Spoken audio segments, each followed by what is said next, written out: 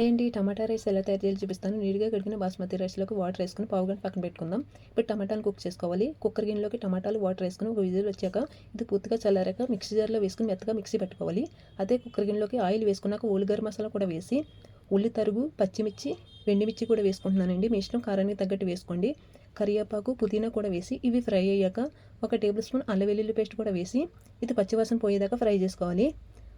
పావు table spoon పసుపు, 2 table స్పూన్ల కారం, తగినంత ఉప్పు, 1 టేబుల్ స్పూన్ గరం మసాలా కూడా వేసుకుని టమాటా ప్యూరీని కూడా వేసుకుని ఒక 2 నిమిషాలు ఫ్రై చేసుకోవాలి.